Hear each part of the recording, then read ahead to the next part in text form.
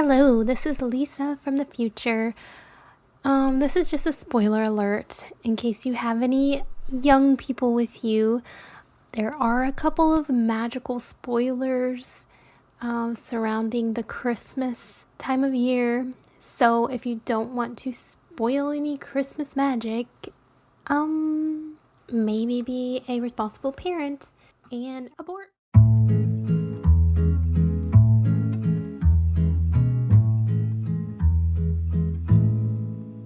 3, 2, 1. I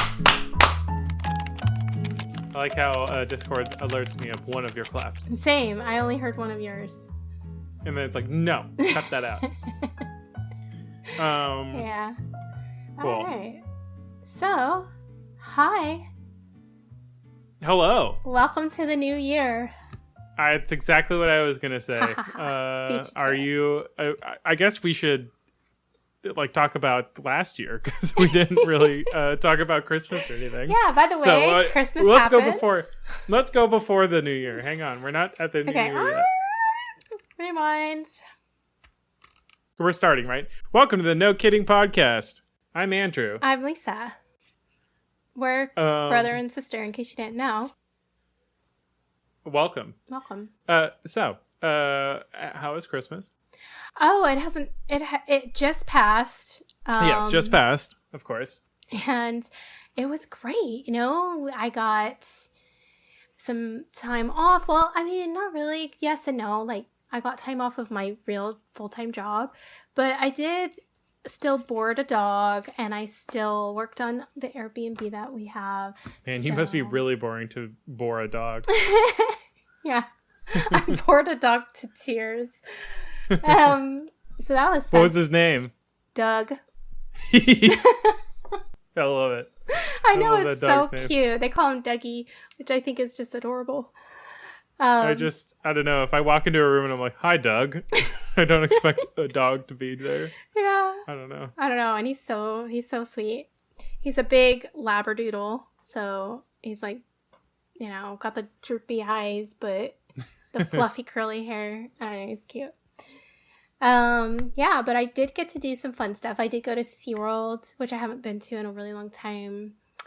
Well, not a really long time, but like over a year at least. So that was kind of cool. And visited friends and family. Did a couple little Christmassy events around here, Florida, which, you know, is always a little hit or miss as far as the cozy feel, the cozy environment, and during the Christmas time that you really hope for. You really crave that cold, wintry days, but sometimes we just don't get that.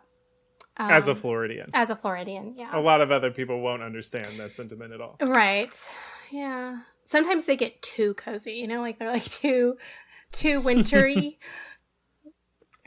Everybody needs a little bit of balance. It's never perfect. But what about you? How was your Christmas?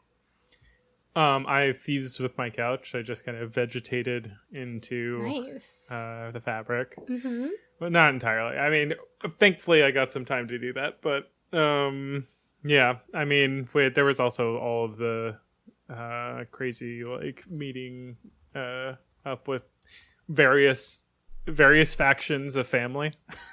Okay, yeah. The in-laws versus the dad versus the mom versus the everything. So yeah, kind of having each version of Christmas. I wonder if other people, even if they don't have a blended family, if they have that. Yeah, I mean, I guess, yeah, it's the...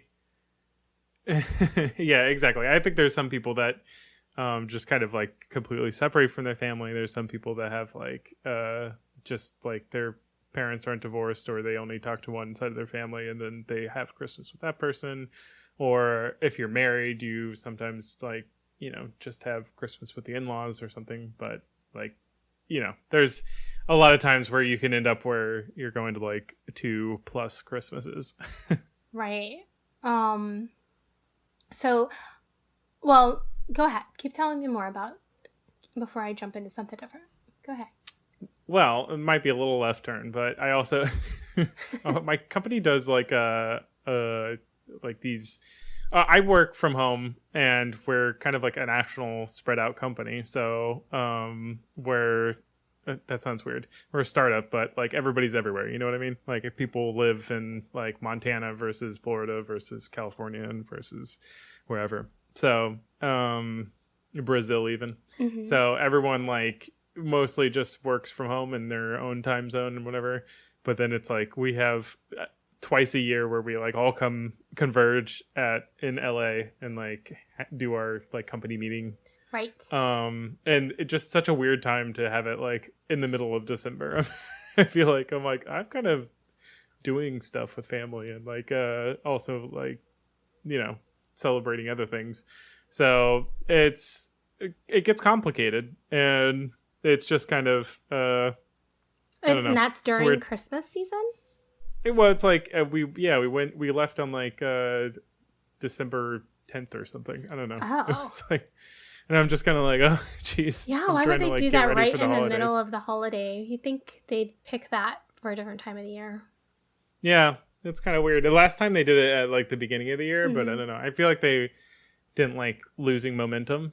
Like right off the bat, like everybody stopped working immediately in the new year, and like we're gonna go do these like well, obviously we're still working, but it's like tangential to work meetings. It's like it really breaks up the like normal flow of work. So yeah. Wow, so interesting. Well, I mean, it's nice on the one hand that you get this extra like treat sort of new experience during the holidays, and it's probably a way for them to say, here's a reward for your hard work for the year. You know, they're trying to even though you're working still, but yeah, you get to come to LA. Yeah, like I don't know, but maybe they weren't thinking of the fact that it was going to be, you know, during the busiest time of the year for most people. Yeah, I don't know. Yeah, interesting. So you did that, and then you did all the family stuff, and didn't just vegged out pretty much. Yeah. Nice. Yeah. Just kind of like relaxed and stuff. So yeah, well, that's nice. I forgot to say that I don't know if this counts because it's in December, but I did have a birthday in December. And yes, happy birthday. Thank you. And I know your beautiful wife also had a birthday, so happy birthday to her too. Sharing the love. Sharing the love. But I also was going to say that for my birthday this year, we went to like Disney overnight. So we stayed at one of the hotels there and did a couple of the Christmas parties. So that is something else that we did. That was brand new to both of us. Like we just had never done that before. So, we just had the best time, and it was really nice. Lisa, are you turning into a Disney adult? I don't know. I'm scared. I don't know. I don't know. It's like one of those things that I'm like afraid to say out loud that I am, but it's kind of like, don't be ashamed. Be a proud Disney adult. I'm not ashamed, but like I don't ever want to be like identified as that because mainly just because I don't consider myself that way. It's just like it's just out of circumstance. It just happens to be that way because you don't want a fake label. I don't want a fake label. I don't want to take that pride away from somebody who actually is. You know what I mean? Like I'm not obsessed or anything like that. I don't, but I enjoy going, but it's not like, you know what I mean? Like I'm not dressing head to toe. I'm not yet like obsessed about I don't need to experience every single thing that happens there. I don't need any yet. Yeah, I know, right? I feel like I'm falling down this dark hole. I don't want to buy like all the popcorn buckets. Apparently that's like a major thing. Wow. I don't need to buy merchandise, nothing like that. I don't want to say I don't have a single, but I don't think I have a single Disney thing in my house. Like it's not that deep for me. But I am enjoying the fact you can't live in Florida and not have something Disney related. That's true. I'm sure that I do. I just can't think of anything at the moment. You don't have a Star Wars DVD? No. Oh. And I don't really consider Star Wars Disney, to be honest. Like, I do not associate them. Even though I know there's a whole section of the park that is Star Wars. It's just, once you cross something they bought into. Yeah, it's once you cross that line into the Star Wars universe, it's like you're not in Disney anymore. You're in Star Wars universe. Same with like Harry Potter and Universal, I feel like. Right. It's just, I mean, that makes a little bit more sense even, but I don't know. It's just, I am enjoying this phase though, because it's something that I feel like has bonded us and like given us something to do that's kind of fun, and it's nothing crazy out of the box, it's close to home. I'm enjoying that. I'm enjoying spending time and just partaking in these things, and it's cool. It's been good. Nice. Yeah. So did that, and then I also learned a little bit about the fact that like I learned a little bit more about different cultures in Christmas this year. Ooh. Yeah. Cultural education. I get a lot of that in my job because I work with a lot of different cultures for like my job. And I am always learning new things. However, even still, like for some reason, I did not know about these particular traditions. And so I learned about the Three Kings being in the Spanish culture. I don't know if you knew about this, but so like, and I don't really totally understand every aspect of it, so I don't want to sound like I know more than I do. But from what so I learned this from children, so their perspective could be different than what's actually true. But for them, the three kings are like a second Santa to them. And so like in their culture, they celebrate what the three kings represent in religious terms, but also basically you write a letter for them. They write a letter to Santa asking for one thing that they want. I'm sorry, several things that they want. Uh-huh. But if there's one thing that they really want and they're not sure 100% that Santa's going to get it for them, they write that letter to the Three Kings, and the Three Kings will 100% get that thing for them. Ooh, 100%? Yeah, that's what they said. That's dangerous. I know. That's like, that's what I'm saying. I'm saying like, who designed that? Because that could be a hard one. That could be a hard one to live up to. But so far in their life, it has worked out. So to them, it's 100%. Ooh, yeah. I assume there's a little bit of like, you need to be humble. This is a day. Yeah. Really, that's about Jesus. And I know. I know. I don't know. But on the one hand, it's kind of nice because they write like 3 things to Santa. Santa doesn't get them all of those 3 things. They get to pick out like what it is. And I guess with the Three Kings, it's only one thing. Like they're only allowed to ask one thing, like the most important thing that they want. So, and it can either be frankincense, myrrh, or what's the other one? Yeah, I don't. Well, it is actually like a toy or money or whatever it is. But and today's kids crave weird things these days. But and then I also learned about the Nessie, which is... Oh, yeah, that thing in Scotland. Yeah, well, from my perspective, I learned it was like a Danish tradition, which is probably also the same. It's all they're all related, I'm sure. The Loch Ness Monster, yeah. Yeah. But basically with that one, it's kind of creepy, but also kind of cute. And I can't tell which one it is, but I kind of like it. But basically, the Elf on the Shelf, that whole craze. People are obsessed. Well, I think that's kind of creepy, first of all. Second of all, it's a little bit less believable because... It's possessed doll. It's like a possessed doll, yeah. It's like a real physical being. But a Nessie is...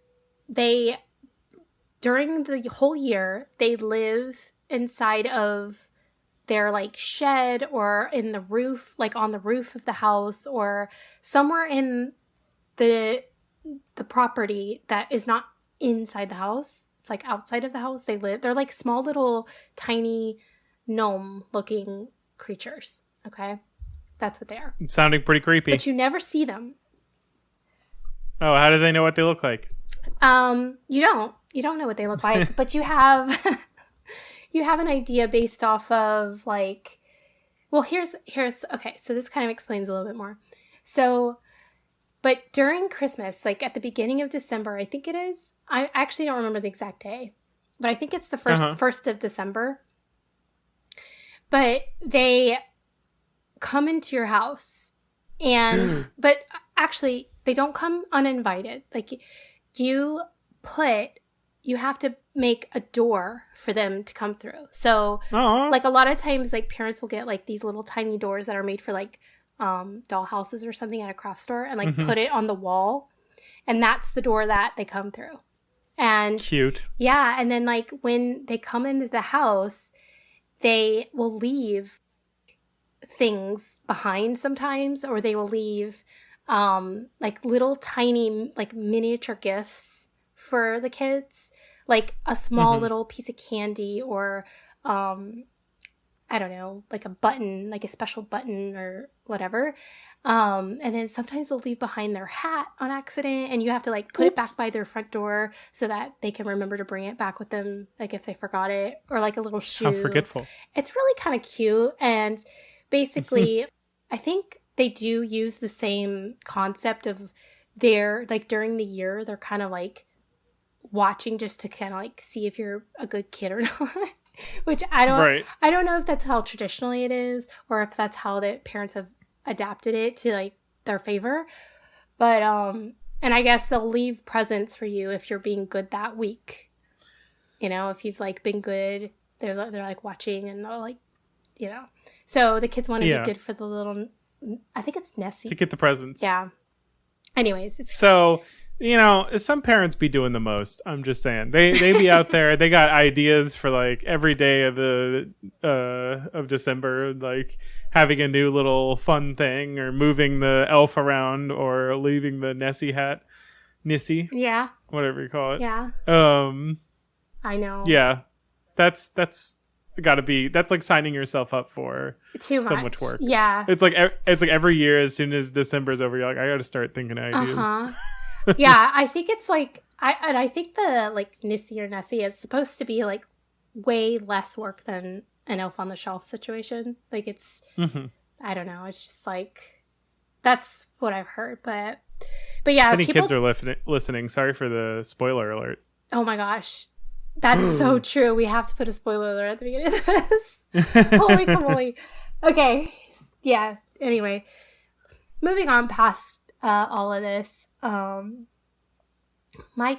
That's pretty much my Christmas. The end. Now I feel bad. Are you still thinking about the kids that are crying right now? Yes. Oh, mommy, what do you mean? You're the elf?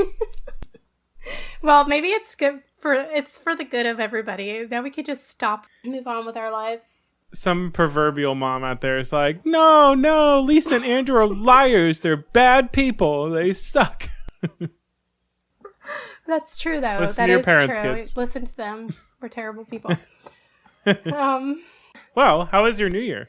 Happy New Year! What do you mean? Ooh, we're at the New Year. It just happened. Ta-da! Everybody pop your champagne. Can we have when we put the spoiler warning at the beginning, can you also put a alert to go get champagne? Yeah. You're going to need that for later in the podcast. Yeah, we'll have to say that. And your streamers. Yeah. Yep, all the things. And somebody to kiss, I guess, because that's a thing. Is that a thing everywhere? I don't know. Thinking about when cultures, did that become a thing? Know. And why is it a thing? And how is it a thing? Does the New Year's kiss tradition explained? I feel like just like mistletoe, this is just like an excuse to kiss people. Yep, that is really true. I mean, But then everybody gets sick in the new year, and you wonder why.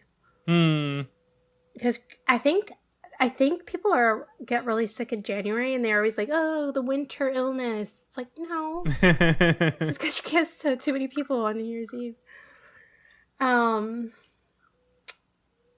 I want to see if there's like an actual explanation for this. Da da da.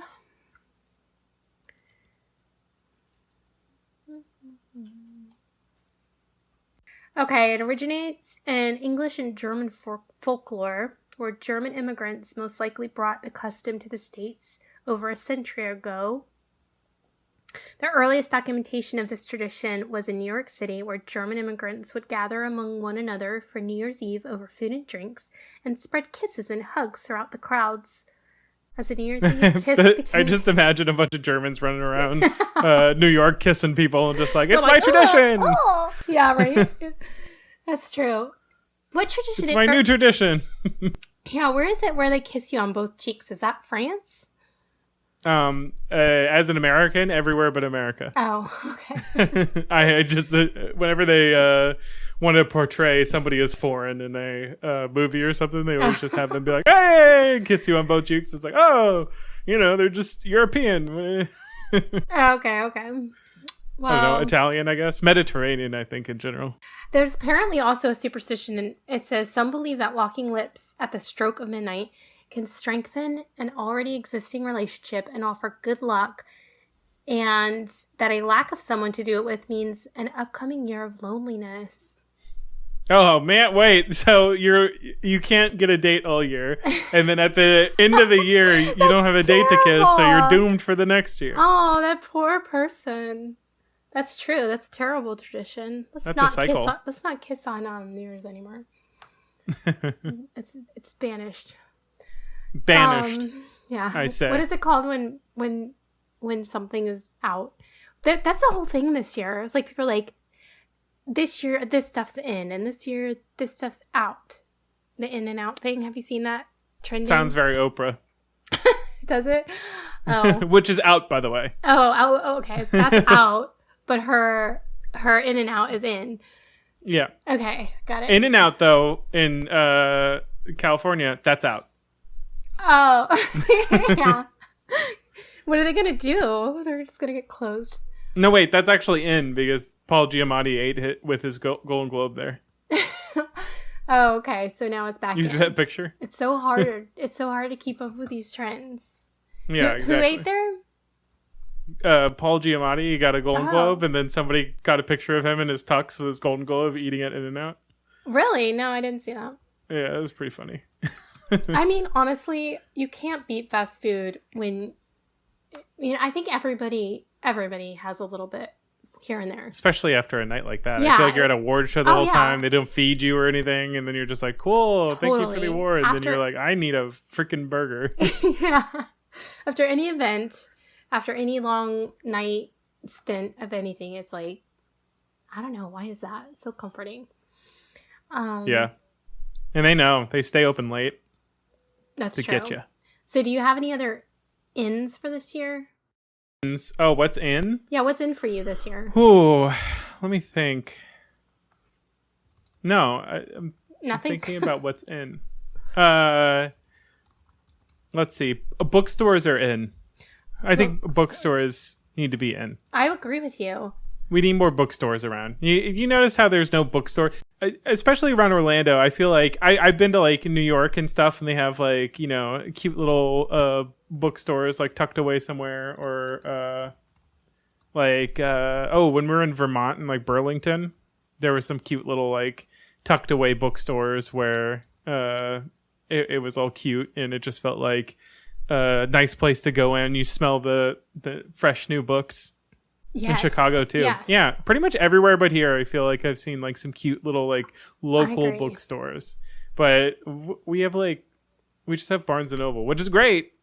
Better than no bookstores, but that's true. I think we need some cute boutique bookstores. The only one I can think of, we have a witchy one, but besides that, they do have one in Winter Garden. I know because like I pass it often when I'm working. Oh, what's it called? I don't know. Let me look it up. Sarah's Books Galore? I don't know. Let me look. I have to know what street it's on because... Oh, this is the one I'm thinking of. Spiral Circle Metaphysical Bookstore and Boutique. Good grief. That's quite a name. It's the witchy one. Oh. Let's see. Where is... Authentic Books. It says Writer's Block Bookstore. I think that's it.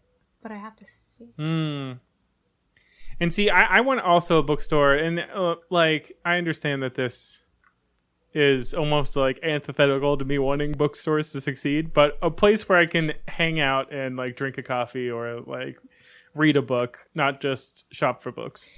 Okay, yeah. They don't have... Yeah, they don't have like seating or anything. It's just like a small, cute boutique bookstore. There's another one though. There's that one, and I think that one is actually in Winter Garden, like near Winter Garden Village. But there are this is what's in for me too. So I'm down with the bookstore thing, and actually I also was introduced to a family's tradition. What they do for their Christmas tradition, really? One of their Christmas traditions is everybody draws a name of somebody else in their family, and instead of getting them a gift, they buy them a book, and that book has to be something that represents that person. So it's like curated to that person. And so basically the whole idea is you have to know the people in your family so that you get them a book that they would really like. I don't know. I'm not really down necessarily for that. But while they were...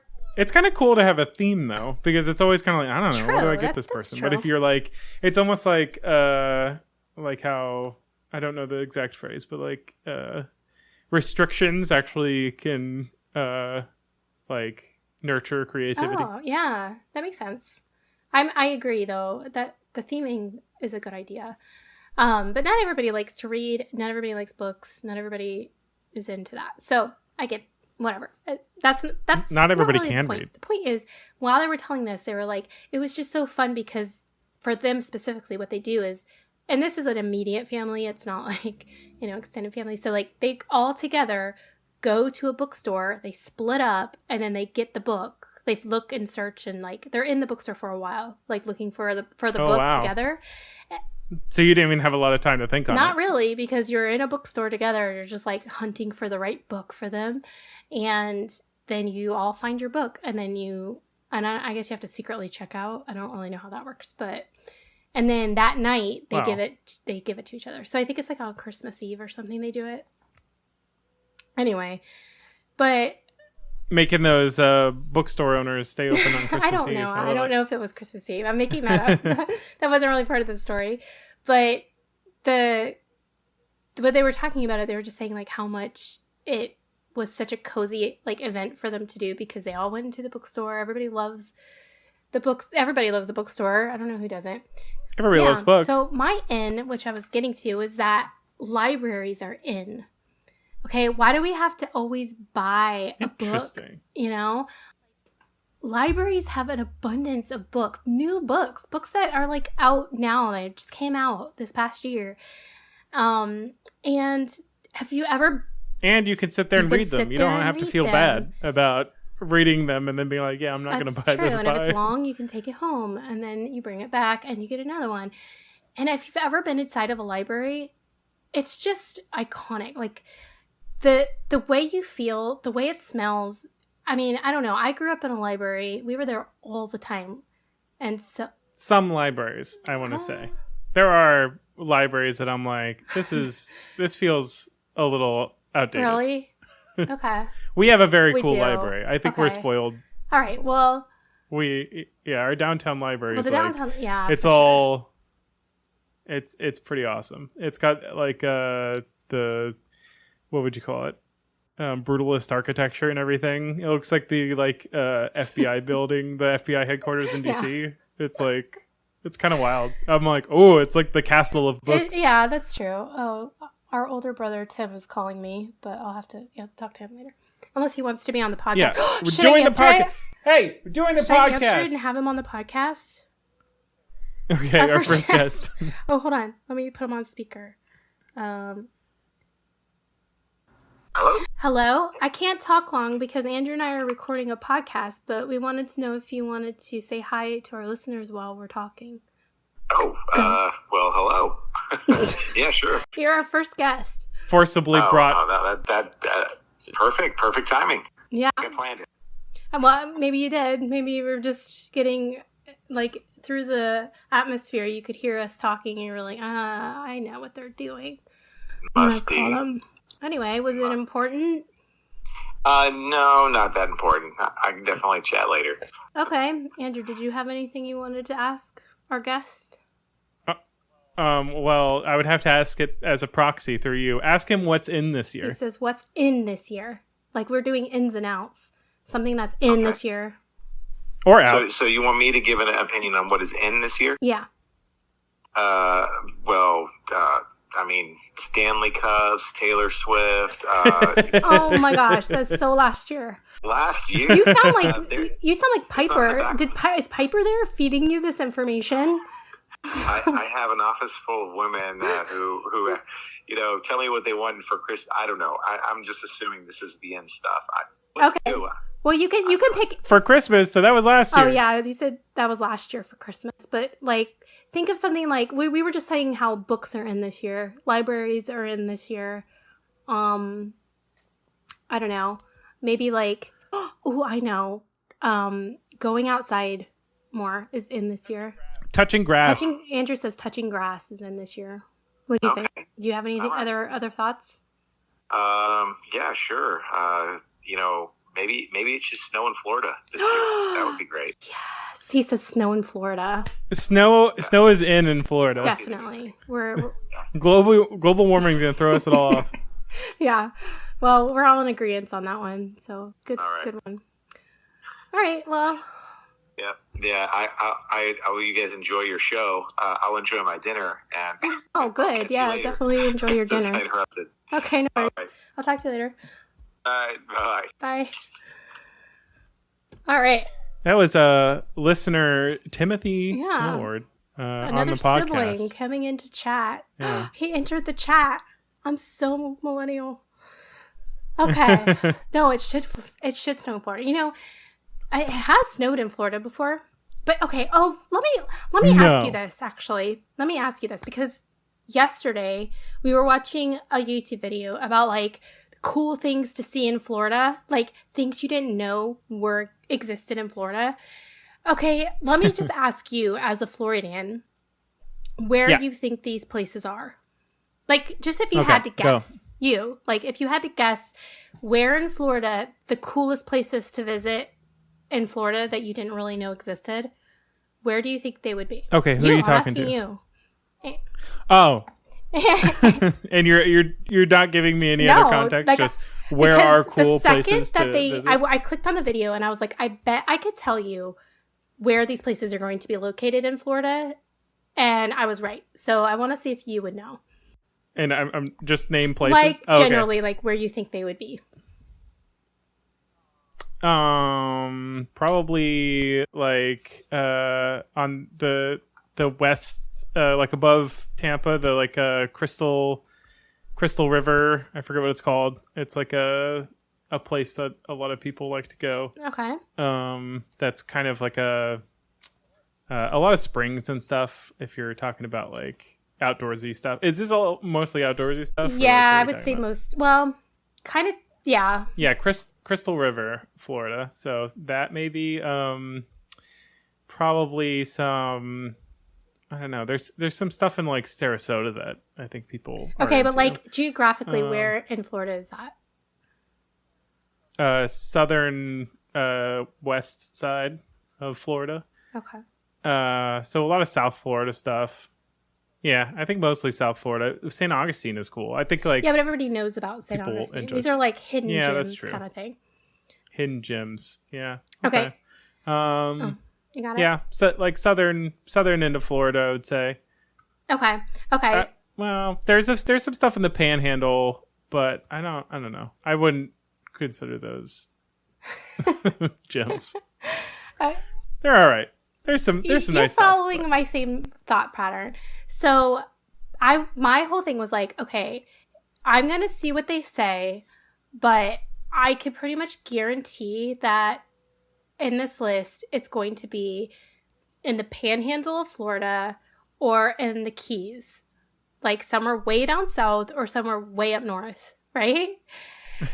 So basically like where nobody is. Like where if you had to think about Florida, you almost the places you wouldn't think of.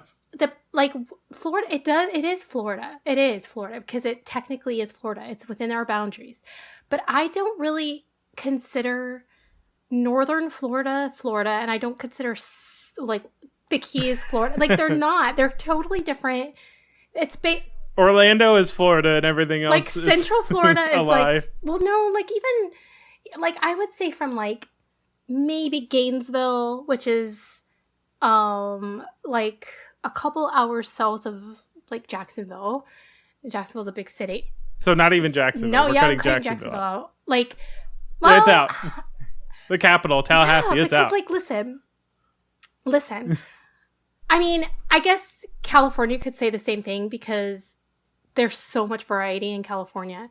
And I'm not saying, I am proud of Florida and I'm proud of the fact that we have these things in Florida. I love that I could just go in my own state and see these things. That's not what I'm saying. I'm just saying, like, the panhandle of Florida is its own thing. It's like, it's basically Georgia or, you know, it has the same geography as like Georgia or Alabama or like a northern state, south northern. To us, everything is northern to us. The South. But it's the South. By north, you mean the South. It's the South. Like there was this TikTok about like Florida and how saying like things about that only Floridians would understand. Uh-huh. I'm laughing because I keep hearing in my headphones. Andrew said this or Andrew said that because he's sending me stuff on Discord. Anyways, but it was like you get more south the more north you go in Florida because you're reaching. Yeah, it becomes more like classic Southern America. Exactly. But anyway, and then like the Keys, beautiful, great, but they're like the Bahamas. They're like a tropical paradise. And then you have the middle of Florida, and even that is so different because we have the West Coast, which their beaches are totally different than the East Coast beaches, and then you have all the springs, like you were saying, and there's so many different types of springs. Anyway, I just thought it was funny, the video, because I was like, I bet you anything they're going to say the coolest things are the farthest away from me. I won't be able to go up there like, oh, just visit this in your state. It's like, it's like basically going to another state to see these things. But anyway, I digress. Yeah. That's out. Depends on the size of your state. For Texans, they're probably laughing at us, but true. For Delawareans, I don't know. They're probably like, yeah. That's like 9 states away. That's so funny. That's true. I mean, and I was thinking like, yeah, California is the same. Northern California is totally different than Southern California, but it's all within the same state. But I kind of think that like whenever I'm planning a trip to California and I will look up what fun things to do, great things to see in California, and they're like days away from each other. I'm like, yeah. Okay, that's not going to work in my itinerary. Anyway. Yeah, you definitely gotta, unless you're doing like a road trip, you gotta search an area or a city. I know, it's like hard. Things to do around Sacramento. But yeah, Florida's really cool, guys. Come see it. Spend like a week here because you're gonna need it for traveling. But it is really nice. I don't think we have to convince tourists to come to our state. That's true. We have way too many tourists here. Weren't we like one of the largest tourist destination? I almost want to say in the world. It was something like that. Maybe it was just in America. I think maybe it was America, but it was crazy because I believe it because it was quite busy. And not to harp on Disney, but Disney this year was, especially during the holidays, out of control. Like shoulder to shoulder people. Ooh. I didn't go during those days or anything, but I watched live streams of it. Crazy busy. Speaking of, Have you guys ever been to New Year's Eve at Epcot in Disney? No. Do they do a thing? Gosh, I didn't know. They do. I will never, ever go because it's not my thing. But it's basically like they turn the park into a club. Wow. Like a nightclub? Yeah, like a nightclub. They have every country around the world. They have like different countries in there. I don't know. I think they have whatever their like nightclub would be. No, but Mike and I were talking about that. And I was like, it is a missed opportunity for them to not play music, like DJ music from that country's musical traditional, like, you know what I mean? That'd be cool. I bet France would like really annihilate the competition. Probably, but still, it'd be worth it. So anyway, no, they had the same pretty much basic DJ music that you would have at a club, but at every single country they had a different DJ, and they did have different setups. So like the China one was the best one apparently, and they had so when they set up a stage or whatever, they have these metal, like if anybody's ever been to a festival or an outdoor concert area, they have like those metal rod poles and stuff that they set up with where they hang the lights, and they have the speakers and stuff like that. It's like a setup. Yeah. Anyway, so they had that at everyone, but on this one they had dragons that were metal dragons that were coming out of it, and then during some parts of the song it would breathe smoke, and so then like the crowd would be covered in like smoke and like fog and stuff. It was kind of cool. But I'm talking like crowded. I'm like shoulder to shoulder, dancing, partying, mass amounts of people, lots of craziness going on, loud music, crazy party. It's a party. I'm not saying like it's not, it wouldn't be fun for some people. It's just not my thing, you know. I wouldn't personally put myself up there, but you can't be big on the claustrophobia. Yeah, I'm not. Or agoraphobia. Yeah, it's just. Or arachnophobia. Any of the phobias. That's unrelated, but there's probably spiders in there somewhere. And they are hiding because they're scared of you at this point. But yeah, we watched the streams of it and it looked wild. But what's really weird about it, I just imagine you in like your quiet house, just like sipping tea and seeing a bunch of people like with like smokes and dragons and lights and alcohol and DJ music. It was wild, yeah. No, it was kind of fun. It's like, if I'm going to experience it, that's exactly how I would want to experience it. Is from the comfort of my own home, watching it. It looked fun for the people that were there. Like everybody was having fun, and that's great. But the weirdest thing about it was there was all ages there because it's Disney. So there's kids dancing there. There's like old people dancing there. Everybody's like coming together and just having fun. The one cool thing about Epcot though, that I did know about was that for their New Year's countdown or whatever, they have different fireworks that come up of every country, and they do it in order of when their New Year's is. So I think Japan was first, and then, you know, it goes around the countries, and they have their own set of fireworks for their New Year or whatever, and then they have the big firework in the middle for everybody, I guess. I don't know. So that was pretty cool. But yeah, I was like, wow, I was not expecting that. It was packed. I can't even believe they fit that many people in the park to begin with. I don't know. Yeah. It was crazy. But now it's a new year, and we're talking about ins and outs. You know what's out? This podcast? No, this podcast cannot be out. This podcast is in. Loving our podcast is in. Rating and reviewing our podcast, that's in. Supporting people who want to like put themselves out there, that's in. So, you know, I don't know. If you're into that, just. Wow, that was inspiring. Yeah, right. I loved it. Thanks. No, what's out is being perfect, curation, well, to an extent. I'm talking like visual curation, not necessarily social media curation, because I'm all for that. You know, I have a whole thing about social media curation. Like, I don't want to get too deep into that right now. I feel like we're way over at this point. So I'm saved for another day. What's out for you? What's out for me? Yeah, you said what's in books, but what's out?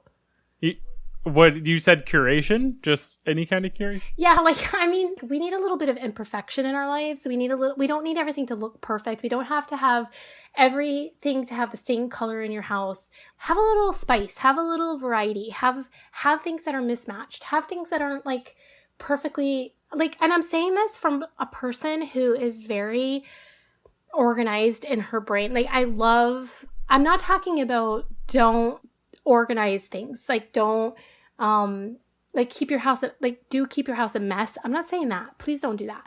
I'm just talking about when you're creating a space for yourself, don't be afraid to just have your multiple personalities reflected. It doesn't have to have a cohesion and a perfect like museum style living situation. Like, be kind to yourself. Be free, you know? But, you know, if it's America, be free. Be free. Oh my gosh, yeah. Freedom. Freedom in your house, especially. So, yeah. I still want you to be somewhat, you know, clean and organized. You do you. If that's not your thing, it's not your thing. Like, our dad is not organized or he's super messy, but he's also extremely intelligent, and like apparently he has a system, and if everything is clean, it actually does the opposite. Like, he's not as efficient, and he's not as you know, he doesn't do as well. So, you know, something different works for everybody. But for me personally, if things aren't clean and organized, I can't think straight, and I can't have my own, you know, epiphanies and stuff. So you can't have epiphanies? No, anymore? not when things Dang. are messy. It messes up my brain function. That's way too deep. It's not that bad, but you know what I mean. I'm sure people understand. People can relate. So, to both sides, I'm sure. So, what's out for you? Work. Yes. Yeah, work's oh my out. Gosh. Let's get done with work. Yes. Let's just let the AIs take over, and let's have this revolution already. Oh my gosh. Let's do it. In that case, you can curate your AI to streamline everything, get everything working in a passive way. Like, you don't have to do anything really. You just got to set it up. It's done.